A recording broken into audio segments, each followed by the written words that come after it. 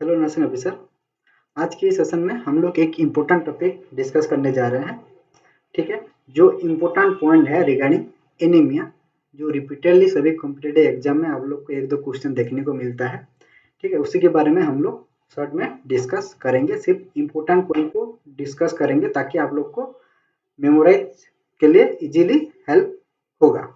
ठीक है, तो इसी सेशन में हम लोग देखेंगे एनीमिया एनीमिया देन आरबीसी के डिटेल्स देखेंगे। आरबीसी में जो जो इम्पोर्टेंट पॉइंट है जो रिपीटेड एग्जाम में आता है। ठीक है, फिर टाइप ऑफ एनीमिया में देखेंगे हम लोग सब आयरन डेफिशिएंसी जितना भी टाइप्स है उसका। ठीक है, वो देखेंगे। जो हेल्पफुल है वो इम्पोर्टेंट पॉइंट जितना भी है उसके बारे में हम लोग आज ये सेशन में डिस्कस करेंगे। तो चलिए देखते हैं उसका इम्पोर्टेंट पॉइंट क्या क्या है। ठीक है, तो इधर देखो एनीमिया में बोला गया है। तो anaemia is a blood disorder. ठीक है, क्या है? Anaemia is a blood disorder that occurs when body does not have enough healthy red blood cell. ठीक है, एनीमिया हम लोग कब बोलेंगे? हम लोग का जो बॉडी में अगर हेल्दी रेड ब्लड सेल देखने को नहीं मिलता। रेड ब्लड सेल मतलब आरबीसी। ठीक है, रेड ब्लड सेल, इसको रेड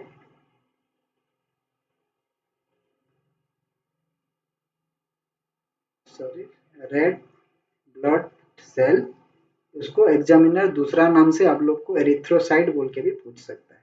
ठीक है, एरिथ्रोसाइट भी बोलते हैं।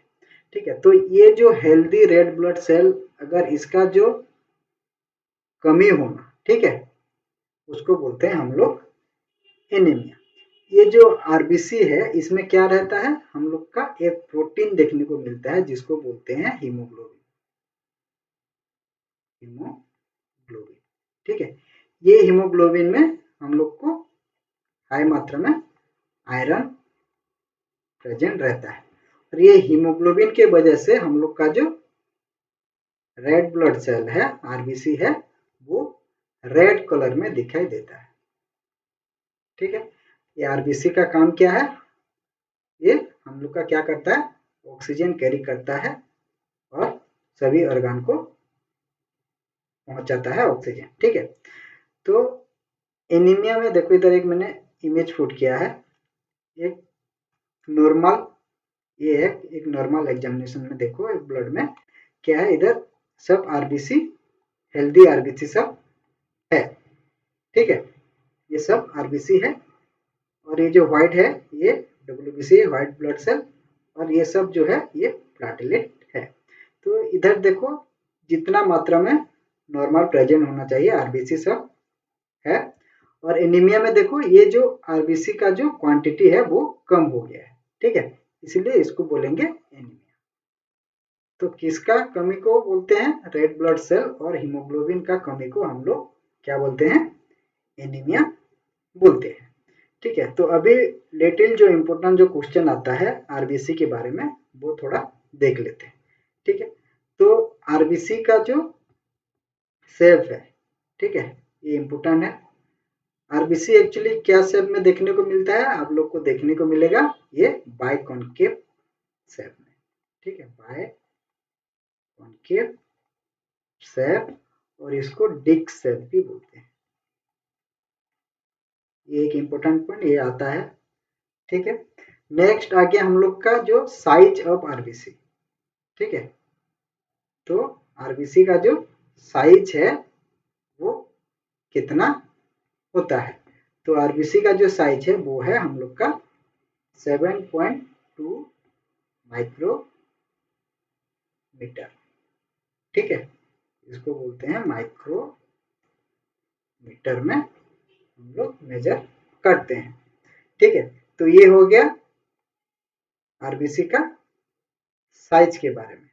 ठीक है, शेप हो गया, साइज हो गया। अभी हम लोग देखेंगे आरबीसी का जो लाइफ स्पान है।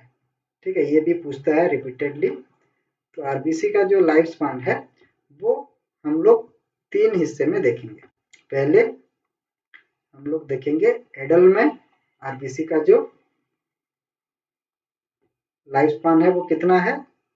फिर देखेंगे एक टर्म यूनिट में टर्म न्यूनेट में और नेक्स्ट एक प्रीटर्म न्यूनेट में। ठीक है, प्रीटर्म न्यूनेट में आरबीसी का जो लाइफ स्पान है वो कितना होता है। ठीक है, तो एडल्ट में इसका जो लाइफ स्पान है वो है 120 डेज। ठीक है, ये सब इम्पोर्टेंट पॉइंट है, आप लोग इसको नोट करके रखिए ताकि अपकमिंग एग्जाम में आप लोग को हेल्प होगा। और सभी नर्सिंग ऑफिसर को रिक्वेस्ट है वीडियो के लास्ट तक बने रहे, क्योंकि बहुत इम्पोर्टेंट सेशन और इम्पोर्टेंट पॉइंट हम लोग इसी सेशन में डिस्कस करने जा रहे हैं।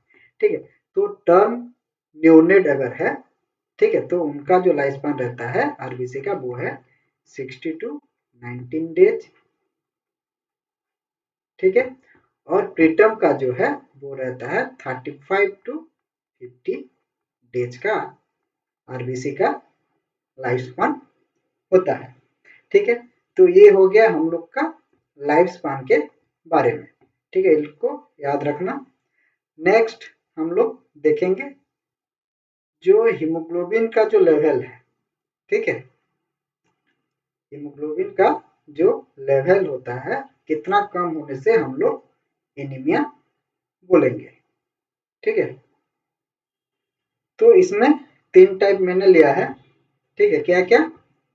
माइल्ड, मॉडरेट, सीवियर और 4 है और एक लाइफ थ्रेटनिंग। ठीक है, तो हम लोग माइल्ड किसको बोलेंगे? जब हम लोग का जो हीमोग्लोबिन लेवल 10 और 11.9 ग्राम पर डेसीलीटर अगर रहेगा। ठीक है, ये हो गया हम लोग का नॉन प्रेग्नेंट वुमेन के बारे में। ठीक है, कितना? 10 to 11.9 ग्राम अगर रहा है नॉन प्रेग्नेंट वुमेन में, तब हम उनको बोलेंगे माइल्ड एनीमिक। अगर प्रेग्नेंट वुमेन है तो वो अगर 10 to 10.9 ग्राम पर डेसीलीटर रहेगा एक प्रेग्नेंट वुमेन में, तब हम उनको बोलेंगे माइल्ड एनीमिया। ठीक है, नेक्स्ट हम लोग का मॉडरेट जो है, मॉडरेट लेवल हम किसको बोलेंगे? अगर हीमोग्लोबिन का जो लेवल है वो 8 to 10.9। ठीक है, अगर 8 to 10.9 आ रहा है तो उसको हम लोग बोलेंगे मॉडरेट। और सीवियर किसको बोलेंगे? सीवियर बोलेंगे अगर हीमोग्लोबिन का जो लेवल है वो लेस देन 8 हो गया। ठीक है, ये जो रेशियो है, ये जो बोला है, इसको आप लोग नोट करके रखिए, क्योंकि ये अपकमिंग एग्जाम में आप लोग को देखने को मिल सकता है। ठीक है, नेक्स्ट हम लोग का जो लाइफ थ्रेटनिंग है।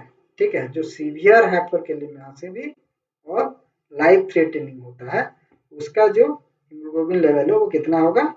Less than 6.5। ठीक है, लेस देन 6.5। तो ये जो सीवियर और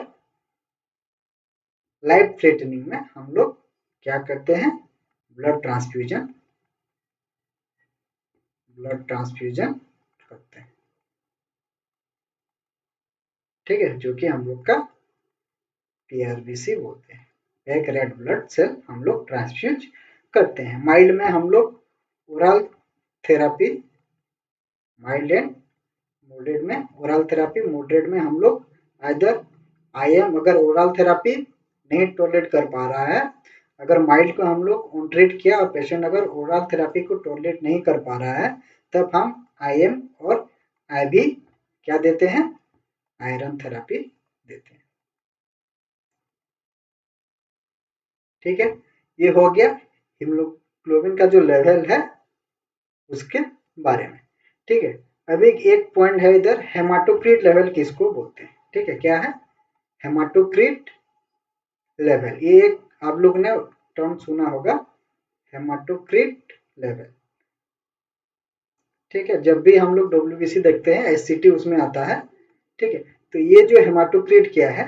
ये है हम लोग का रेशियो और percentage of RBC in blood, जो टोटल ब्लड है, ठीक है, सपोज 1 लीटर ब्लड में जो आरबीसी का परसेंटेज है, ठीक है, किसका, आरबीसी का जो परसेंटेज है और रेशियो है, उसको बोलते हैं हम लोग हेमाटोक्रिट। इसको शॉर्ट फॉर्म में क्या बोलते हैं, एचसीटी भी बोलते हैं, ठीक है। ये हो गया हम लोग का हेमाटोक्रिट के बारे में। तो नॉर्मल जो हेमाटोक्रिट है वो कितना रहता है, वो भी देख लेते हैं। एक एडल्ट, जो एडल्ट मेल में और वुमेन में,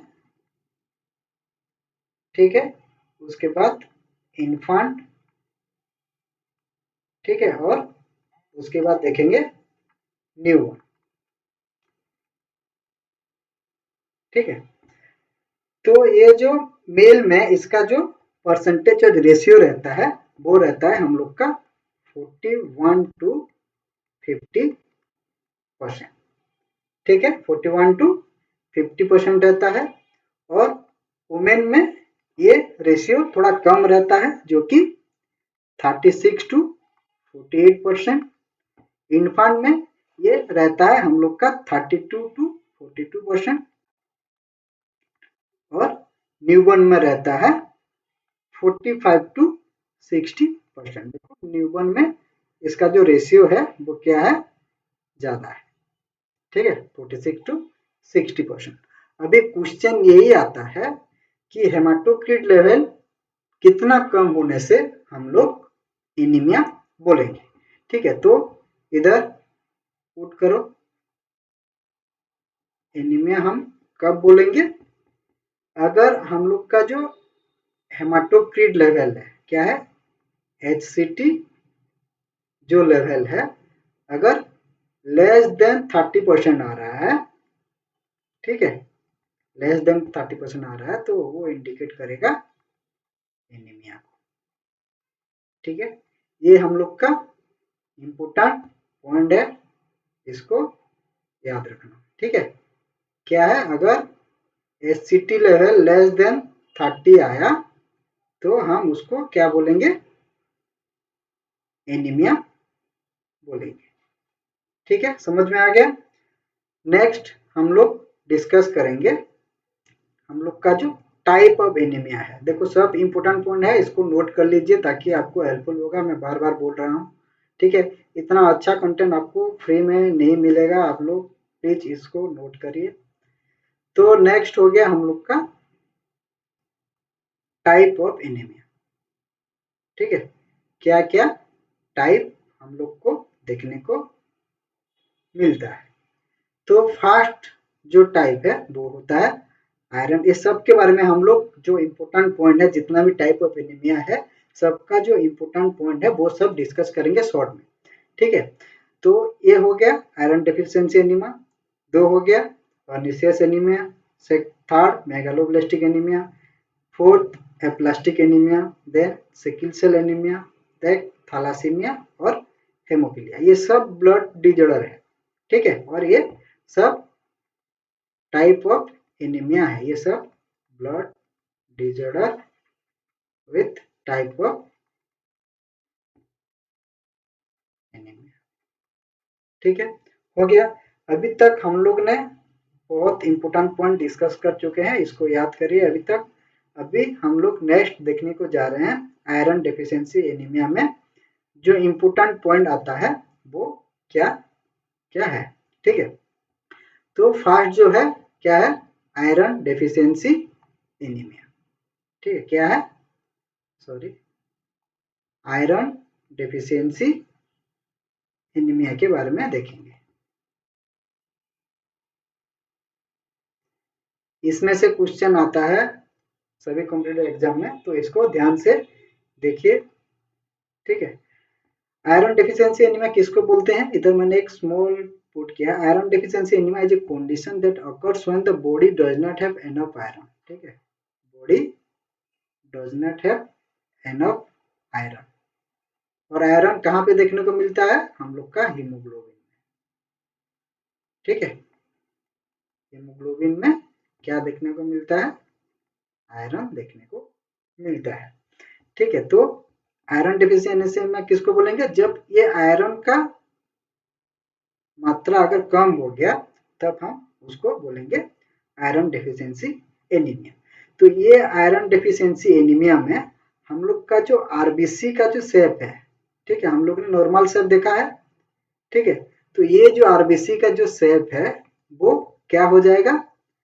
माइक्रोसाइटिक नॉर्मोक्रोमिक। अभी ये वर्ड आप लोग ने सुना होगा। ठीक है, इसका क्या मतलब है मैं आप लोग को अभी बोल दूंगा। ठीक है, तो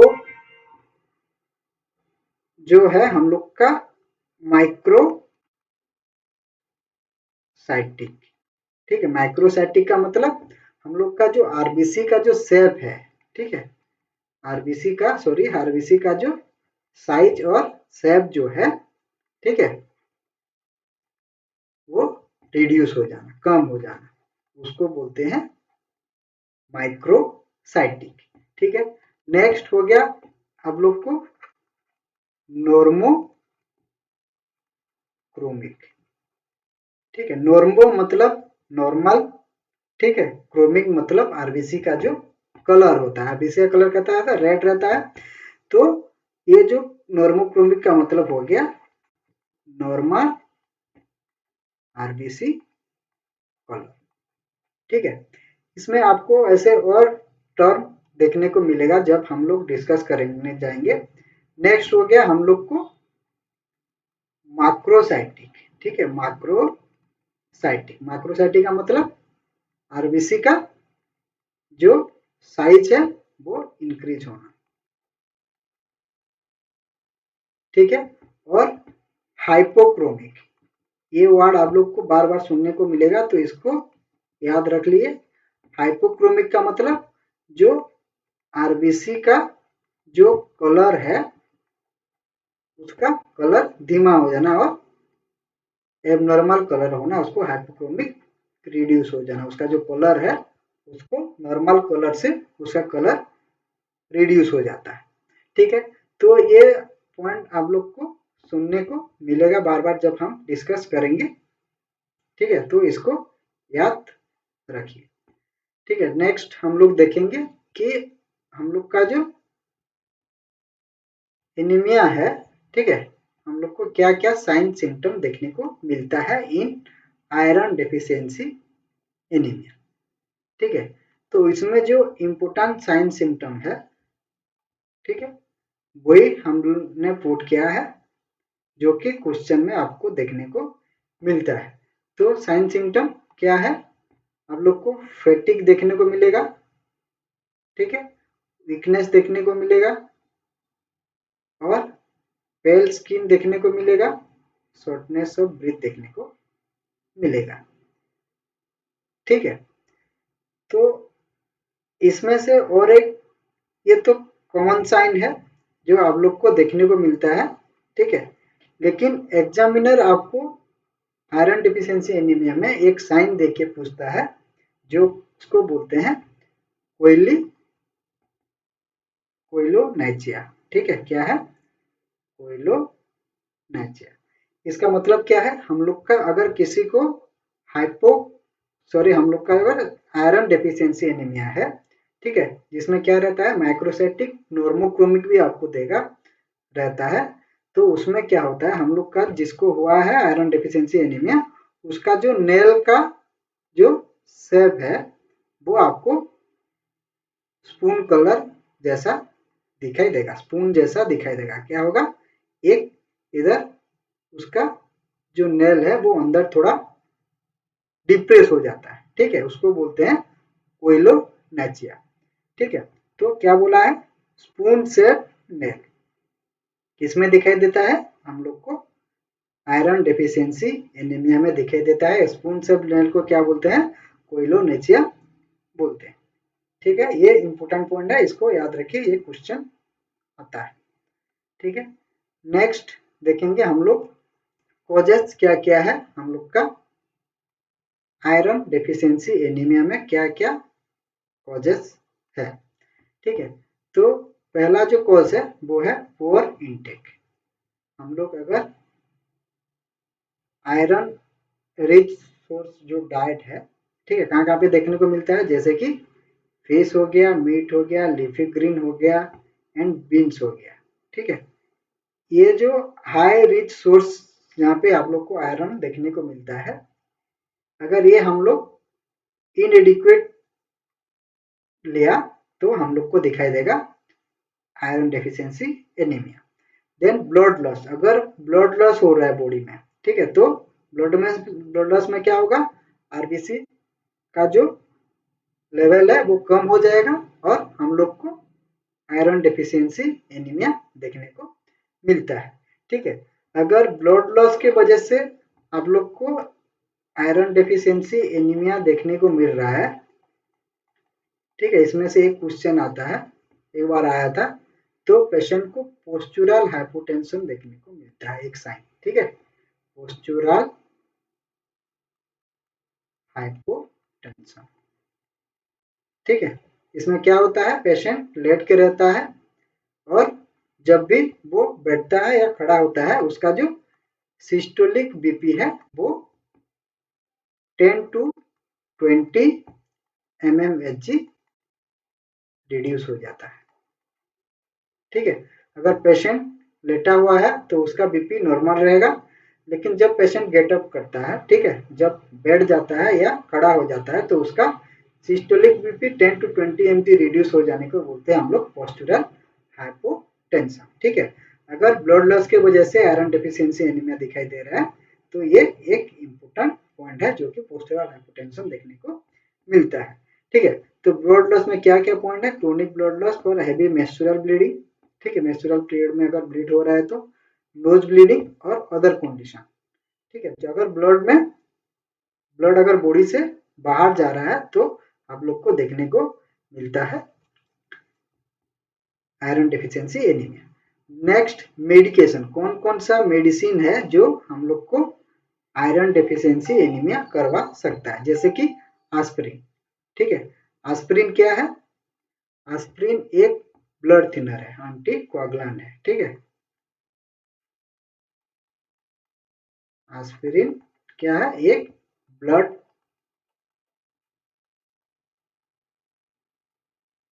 थिनर है। तो ये क्या करता है, हम लोग का ब्लड को पूरा थिन कर देता है और जो ब्लड में जो आरबीसी का जो मात्रा है, ठीक है, उसको डाइल्यूट कर देता है। ठीक है, तब हम लोग को क्या देखने को मिलेगा, आयरन डेफिशिएंसी एनीमिया देखने को मिलेगा। ठीक है, ये हो गया। नेक्स्ट हम लोग देखेंगे ये जो डायग्नोसिस हम लोग कैसे करते हैं आयरन डेफिशिएंसी एनीमिया अगर होता है तो। ठीक है, क्या मेन डायग्नोसिस, इसमें भी पॉइंट है इम्पोर्टेंट जो क्वेश्चन आ सकता है।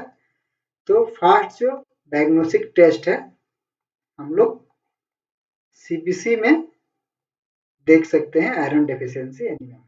कंप्लीट ब्लड काउंट में आप लोग को क्या देखने को मिलेगा, हीमोग्लोबिन और हेमाटोक्रिट आप लोग चेक कर सकते हैं और इसमें हम लोग डायग्नोसिस कर सकते हैं आरबीसी कितना है और हम लोग डायग्नोस करेंगे आयरन डेफिशिएंसी एनीमिया में। नेक्स्ट जो इम्पोर्टेंट है, जो रिपीटेडली क्वेश्चन आता है वो है सीरम फेरिटिन। ये इम्पोर्टेंट डायग्नोस्टिक टेस्ट है to diagnose iron deficiency anaemia in community sector में। हम लोग को एक क्वेश्चन आया था कि कौन सा टेस्ट करेंगे to diagnose iron deficiency anaemia, तो वो है सीरम फेरिटिन।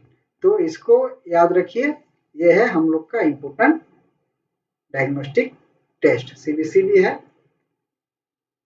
उसके साथ साथ सीरम फेरिटिन हम लोग का इम्पोर्टेंट पॉइंट है जो कि आप लोग को याद रखना चाहिए। नेक्स्ट, ट्रीटमेंट में क्या क्या है, हम लोग का जो ट्रीटमेंट है, ठीक है, ट्रीटमेंट में हम लोग इधर देखेंगे iron deficiency treatment with iron supplement, intravenous iron और ब्लड ट्रांसफ्यूजन।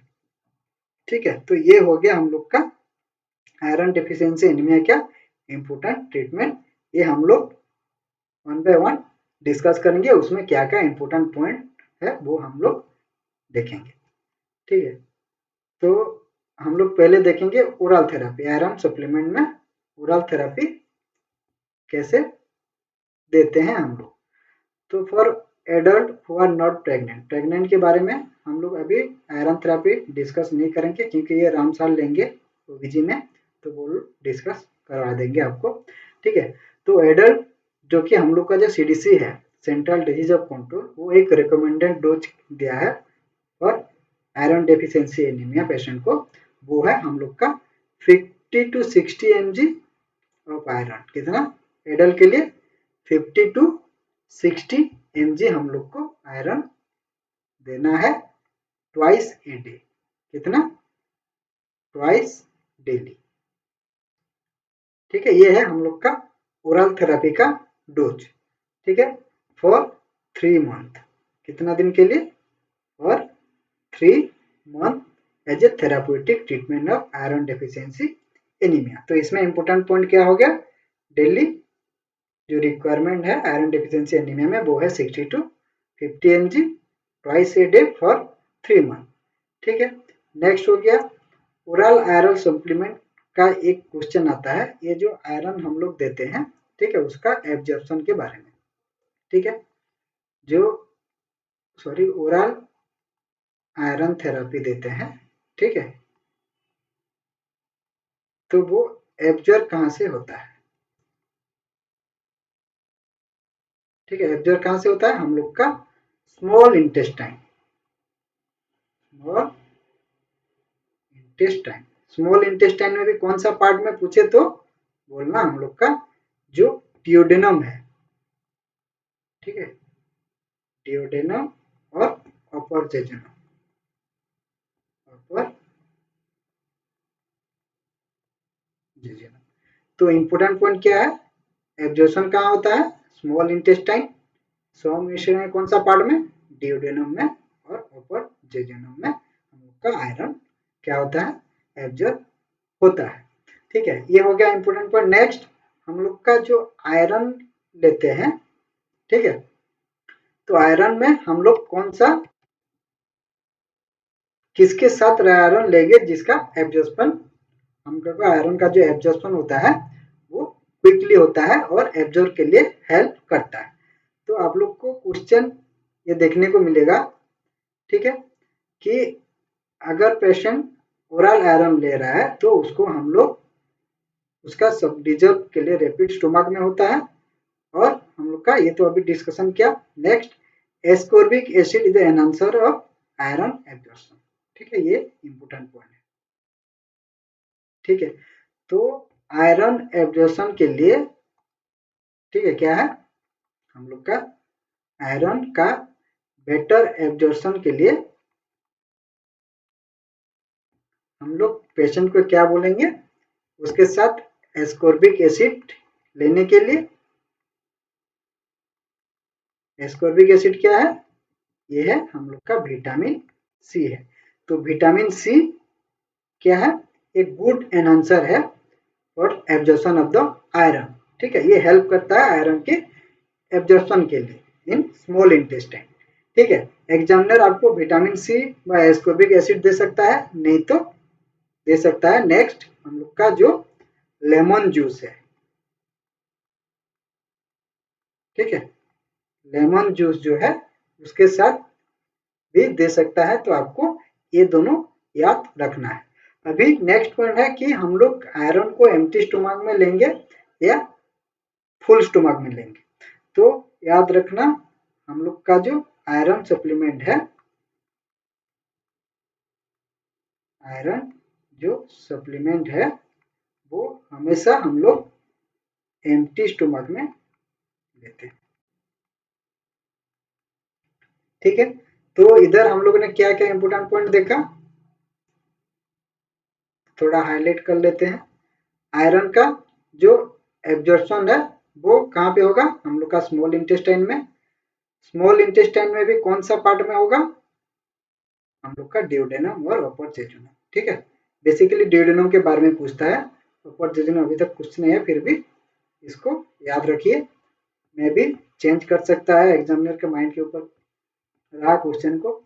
नेक्स्ट, आयरन का एब्जॉर्प्शन के लिए किसके साथ हम आयरन सप्लीमेंट देंगे, वो है एस्कॉर्बिक एसिड और vitamin C.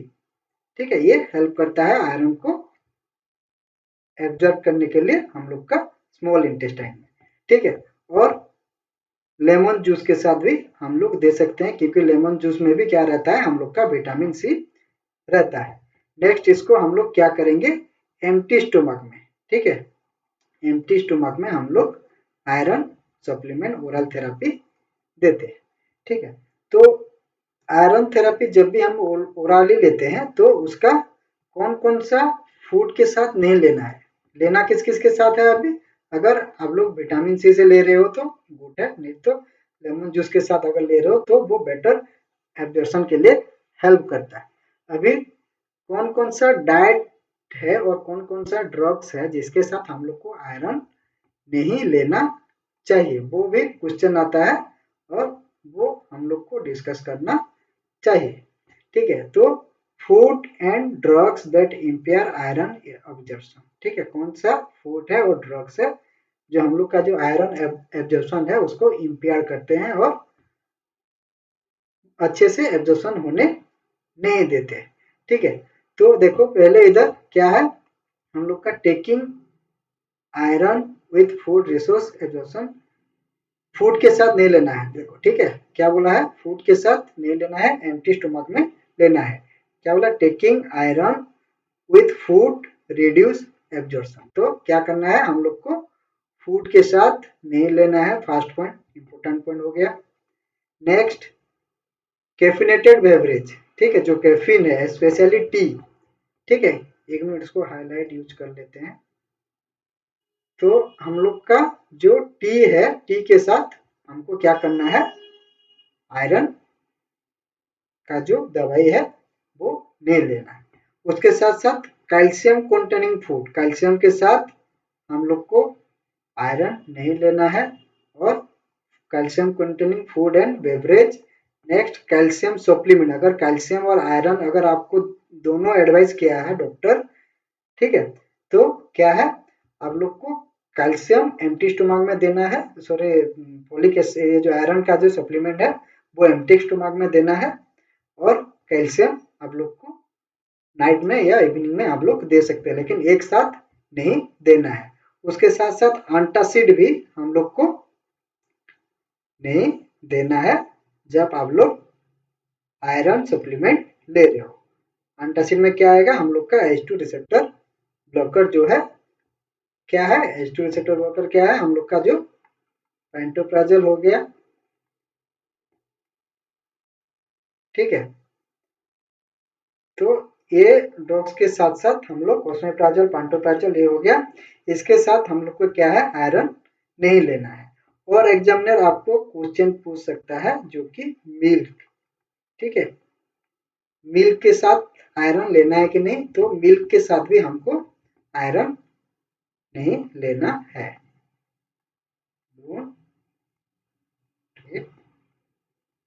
Iron supplement with milk, ये हो गया इंपॉर्टेंट पॉइंट। ठीक है, किस किस के साथ लेना है और किसके साथ नहीं लेना है, ये एक क्वेश्चन आप लोग को जरूर देखने को मिलता है। ठीक है, नेक्स्ट, साइड इफेक्ट। हम लोग का अगर एक पेशेंट आयरन सप्लीमेंट ले रहा है तो क्या क्या साइड इफेक्ट देखने को मिलेगा। ठीक है, क्या है साइड इफेक्ट, क्या क्या देखने को मिलता है अगर आप लोग ओरल सप्लीमेंट आयरन ले रहे हैं तो मोस्ट कॉमन साइन जो है, साइड इफेक्ट जो है, क्या है, the most common side effect क्या है, गैस्ट्रोइंटेस्टाइनल। ठीक है, जैसे कि हम लोग का एब्डोमिनल डिस्कम्फर्ट हो गया, नोसिया वोमिटिंग हो गया, कॉन्स्टिपेशन होता है। ठीक है, और डायरिया। इसमें से इम्पोर्टेंट क्या है मैं आपको हाईलाइट कर दूंगा।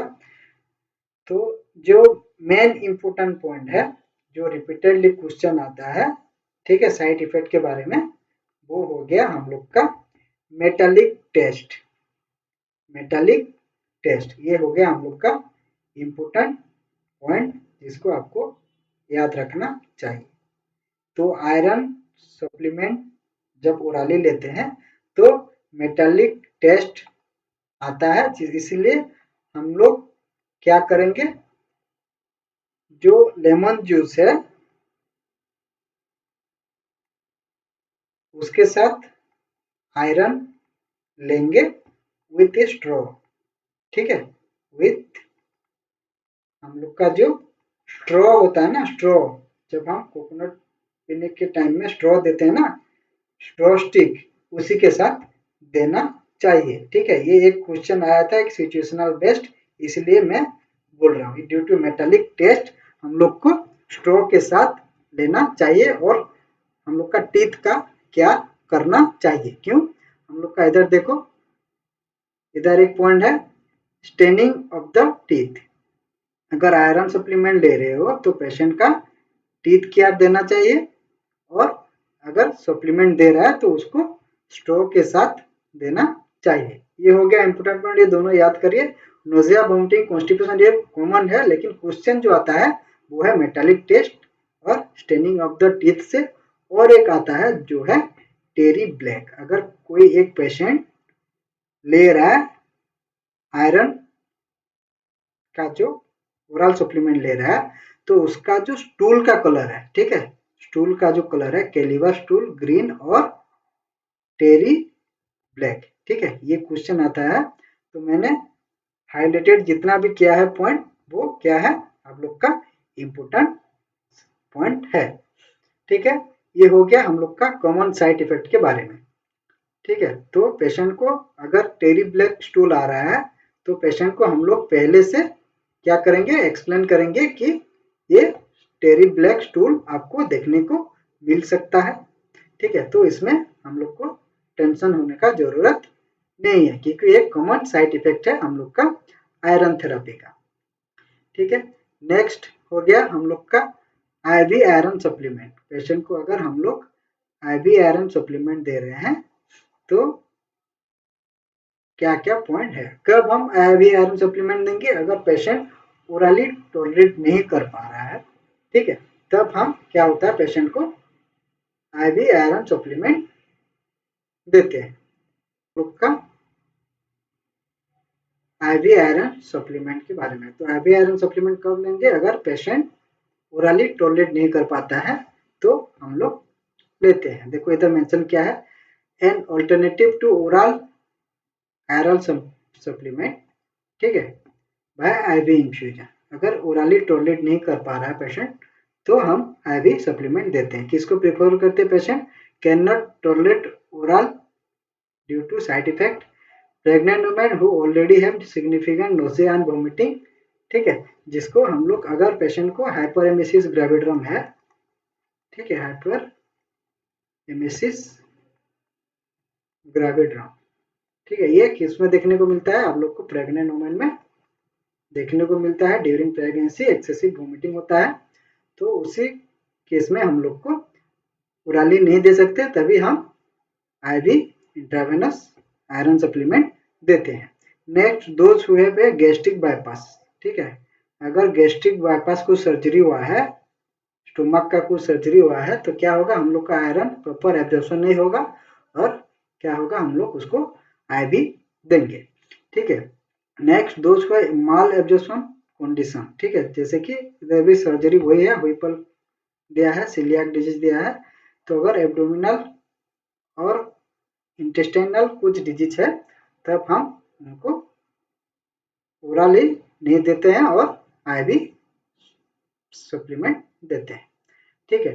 नेक्स्ट एक आता है जो इम्पोर्टेंट पॉइंट है, वो है आईएम, इधर मेंशन करो आईएम आयरन थेरेपी, ठीक है, आईएम आयरन थेरेपी, ठीक है। तो आईएम जब भी देते हैं हम लोग आयरन थेरेपी, तो उसका जो मेथड होता है वो होता है जेड ट्रैक मेथड। ये क्वेश्चन आता है बार बार, ठीक है, जेड ट्रैक मेथड में हम लोग आयरन इंजेक्शन देते हैं, ठीक है। क्या है, जेड ट्रैक मेथड। इसमें हम लोग क्या करते हैं, डीप आईएम देते हैं। ये कब यूज होता है, अगर हम लोग आयरन इंजेक्शन दे रहे हैं तो।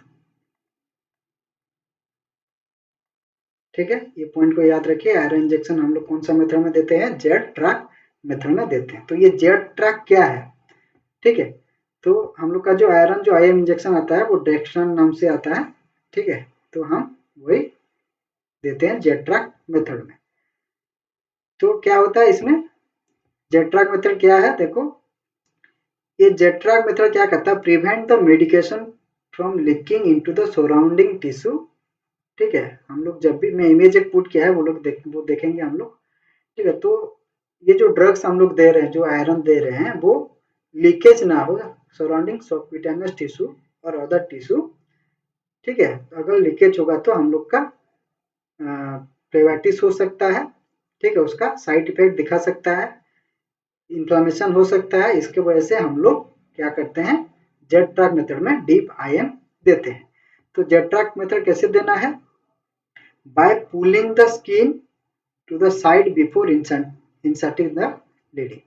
तो जब नीडल हम लोग इंसर्ट करते हैं, तो जिस जगह पे सपोज हम लोग ग्लूटियल मसल में जेड ट्रैक मेथड दे रहे हैं, तो नीडल इंसर्ट करने से पहले हम लोग को क्या करना है, स्किन को पुल करना है, जिसके वजह से स्किन का जो मसल जो है वो एक जिगजैग मैनर में बन जाए, जिगजैग एक पाथवे बने, मतलब मसल ऐसे ऐसे जिगजैग बने और हम लोग का जो नीडल है वो डीप मस्कुलर में सील हो जाए। ठीक है, तो जब भी हम लोग जेड ट्रैक मेथड में इंजेक्शन देते हैं, देखो इधर मैंने एक इमेज पुट किया है। ठीक है, ये है हम लोग का Z track method for IM injection of dextra dextran, और जिसको आयरन हम लोग बोलते हैं। ठीक है, देखो ये देने से पहले क्या कर रहा है, पुल कर रहा है। ठीक है, उसके बाद इधर देखो जिगजैग मैनर में। ठीक है, ये जिगजैग मैनर में, और आप लोग को जेड के हिसाब से भी दिखाई देगा, इसलिए इसको क्या बोला, जेड ट्रैक मेथड बोला गया। ठीक है, तब हम क्या करेंगे, उसको डायरेक्ट इंट्रामस्कुलर में देना है, और इंजेक्शन को, आयरन को स्लोली पुश करना है। स्लोली हम लोग पुश करेंगे आयरन को, और स्किन को क्या रखना है, स्किन को हम लोग को पुल करके रखना है, ये पॉइंट याद रखिए।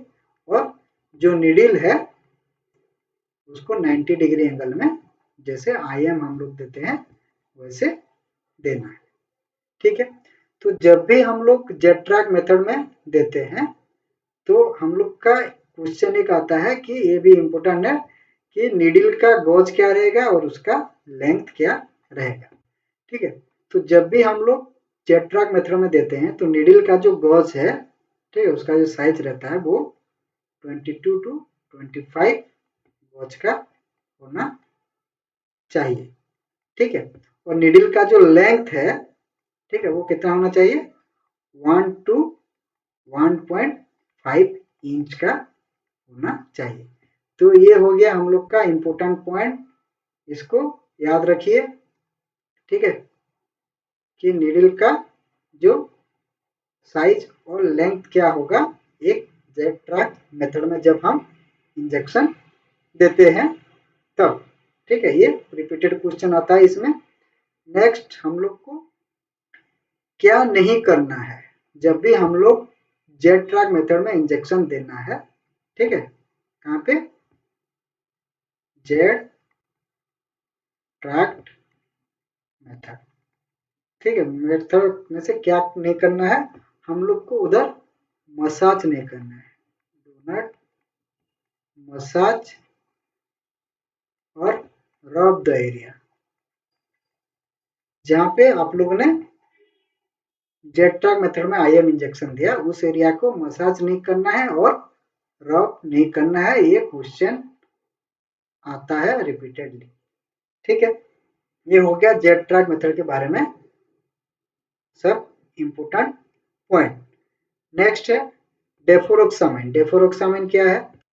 ठीक है, नेक्स्ट क्या है? डेफोरोक्सामाइन। तो डेफोरोक्सामाइन है, ये एक है एंटीडोट। ठीक है, किसका एंटीडोट है? आयरन टॉक्सिसिटी का। ठीक है, आयरन टॉक्सिसिटी का यह है एंटीडोट। ठीक है, तो ये भी एक इम्पोर्टेंट पॉइंट है, इसको भी याद रखिए। ठीक है, तो ये हो गया हम लोग का आयरन डेफिशिएंसी एनीमिया में जितना इम्पोर्टेंट पॉइंट है उसको मैंने आप लोग के साथ शेयर किया है। आप लोग इसको नोट बनाइए। ठीक है, और नेक्स्ट क्लास में हम लोग का जो दूसरा टाइप है पर्नीशियस एनीमिया है, ठीक है, उसके बारे में हम लोग डिस्कस करेंगे।